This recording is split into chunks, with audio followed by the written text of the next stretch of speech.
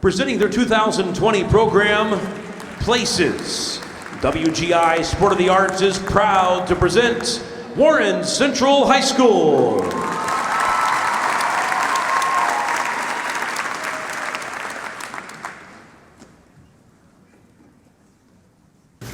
We're busy people.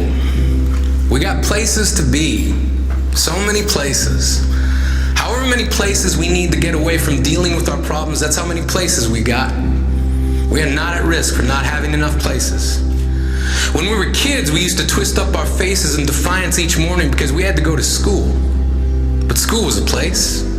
Training grounds for the rat race in which they taught us to chase down a living, even though that meant giving up our best years so we could save enough money to enjoy our worst. Even though that meant backburnering our own ambitions so we could toe the company line first, but work was a place. And in it, our days became a routine where we learned to trace around the edges of whatever life we wanted. We were told we could have it all. But our skulls became houses haunted with the stress of job security. We found ourselves at the mercy of an ever-changing world. Fingers curled around the oh shit handles, we started to pick up speed. Our veins became a hallway of time through which we began to bleed the same old day in, day out. Devout in our duties, but always with our eyes on the clock. We would watch the minute hand shake hands with the hour hand. Our dreams became castles being built in the sand of an hourglass where time kept slipping away. We became cheerleaders, rooting on the end of the day. We couldn't wait to go home, because home was the place. Our base of operations where we drafted up battle plans for the future. We had plans for all those many years ahead. But mostly, we just saddled up our bed and rode it into sleep because we had to be up to do it all over again the next morning. In the midst of our dreams, we heard our alarm clock shout their warning into our weary bodies that soon we would again have to leave our homes so we could keep our homes. Our enthusiasm for this life was left behind to water the catacombs of all the things we could have been, all the places we could have ended up. We have so many places. Not just the cradle, not just the grave, but all the places in between. Places where we traded away our time to become cogs in a machine that's been breaking down for decades. There are parades of the rejected walking the streets every day. They sit like missing parts beside a machine that has no place for them. Places for the corrupt. Places for the treacherous, the untrustworthy.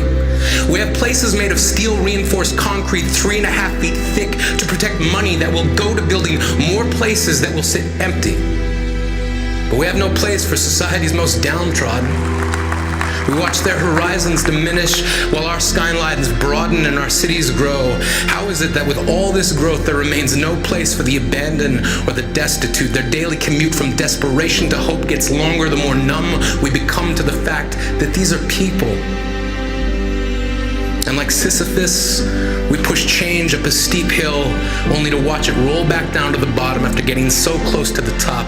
Bureaucracy holds up a stop sign to our compassion and says, nothing can be done.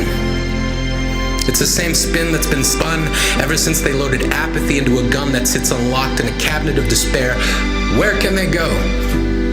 No sleeping on the street. No resting on bus benches. Unwanted everywhere they go. They dig trenches deeper into themselves because there is a war being waged upon them. Not with artillery. Who needs all those explosions of noise when you've got something as quiet and as deadly as red tape? There are holes in the safety net in the shape of people. We forget tragedy is a switch. We're never more than one flick away from the it that can happen to anyone at any time. The climb back to sure footing isn't always as easy as putting your best foot forward. Isn't easy to look for a way out when your vision is blurred by tears born from the labor of having to accept society doesn't want you. How is anyone meant to keep going knowing that no one cares? Anyone who wears the scar of homelessness knows that in this world there exist avenues of disaster with losses so profound they can envelop you. For some it becomes a syringe. Each hinge on the doorway leading out of addiction slowly rusting shut. For others, it's a sharpened economy, ready to cut loose anyone who falls behind on rent, even if this time it was spent on training men to lift them out of poverty. Or maybe it was a bank who said they were doing you a favor by lending you money, when really they were just betting against you. Maybe disaster blew away your home. Maybe you were left to roam the waiting room of your insurance company, whose policy is to deny claim or delay payment because every cent they can keep in the bank is another turn on the crank of a machine that spits out compound interest, which means there's money to be made by keeping your future on a waiting list. Indifference has taken the place of mercy. When we need action, we distract ourselves with whatever new controversy is handed to us. Diversion has taken the place of focus. And while we sink deeper into an abyss of lassitude, the cord that connects us to our humanity is being chewed through by greedy teeth. Our detachment is being twisted into a wreath, being laid upon the headstone of our tenacity. We used to fight for one another. But hey, we're busy people. We got places to be. We got so many places. However many places we need to hide our faces from the people who have nothing and who we have to walk by on our way to whatever place we have to be, that's how many places we got. We're not at risk for not having enough places. Places for the indifferent, places for the greedy, but no place for the abandoned, no place for the strange, no place for anyone begging us for change.